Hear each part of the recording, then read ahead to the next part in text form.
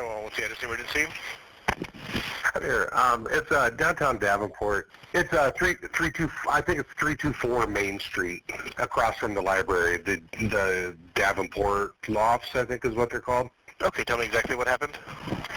Well, it's more of it's something might need checked out. I work for the Downtown Davenport Partnership.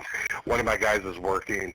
He was cleaning up in the back parking lot and said that the wall is bulging out. It's been under repair, and someone is there working on it and told him to get out of the way because it's not looking good.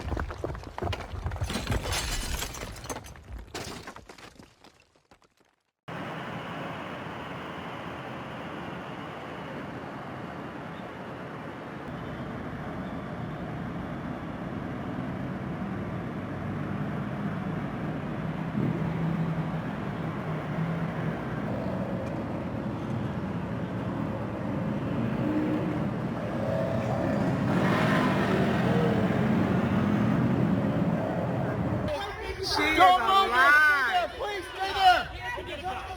Oh my God. Go get a car. Go get my woman. Anybody call the police yet? Wait.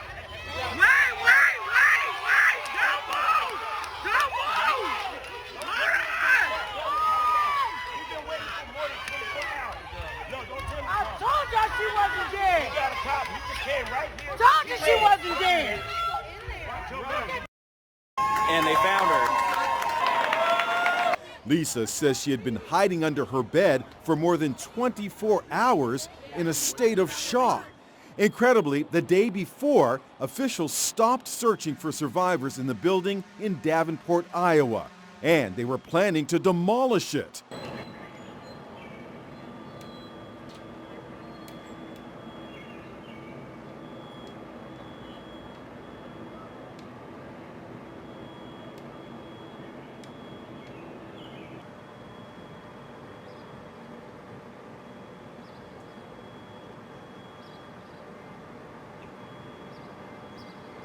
My two snakes, Omen and Artemis, also home safe, as is my lizard Potato. We are all home. We are all reunited.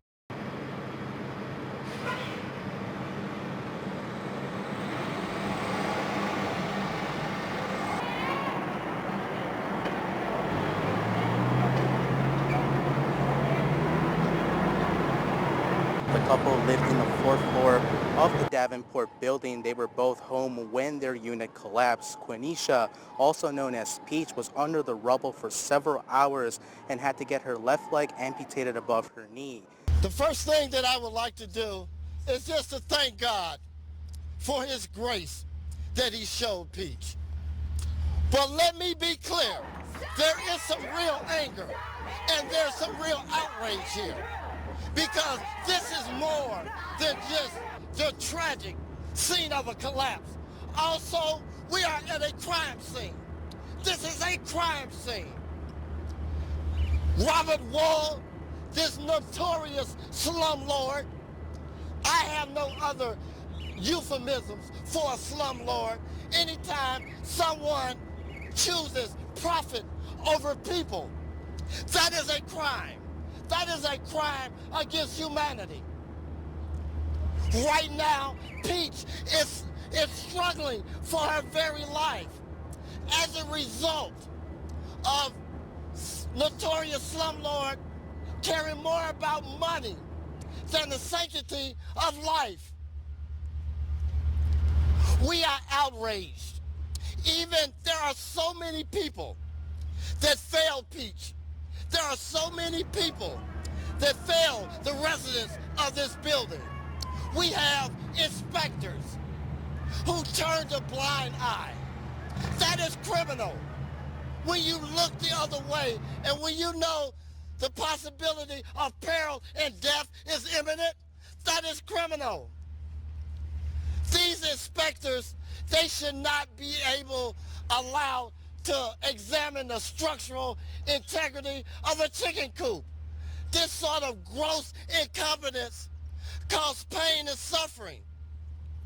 The utter lack of leadership of Mad Mike, the mayor of this city,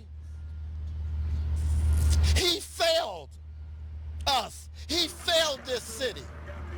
And I suggest to you, dear brothers and sisters, there is some sort of evil cabal here.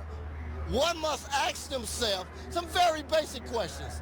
How does a building back in 1999 scheduled for demolition all of a sudden gets a facelift and a Band-Aid put on it, and now it's worth $4.2 million?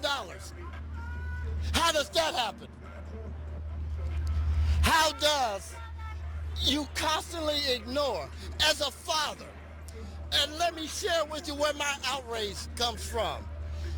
Beyond the lack of leadership of Mad Mike Matson, the mayor, who failed us, beyond the incompetence of inspectors who didn't do their job, as a father, I can tell you, when I close my eyes, can you imagine Peach falling from depths in the darkness with cries for help, with water rushing over her, the smell of gas, the horror?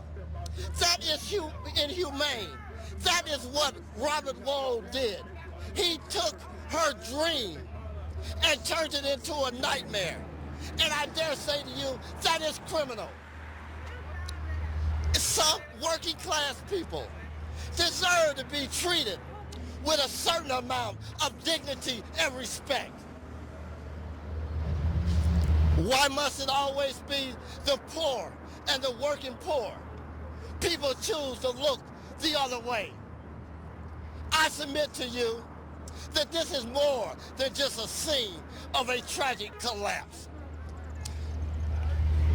It would be proper for the Attorney General, for the Chief Executive Officer of this city and state to file criminal charges against Robert Wold, because what he did was criminal. When you put money before people's very lives, that is inhumane. That is indespicable. And when you have so many people look the other way, it is a sad day. And I thank God that Peach was very strong, because so many people would have given up. But that day was not her great getting up in the morning day. God seemed fit to prolong her life. And we will cry justice for Peach, because right now she's unable to speak. All power to the people.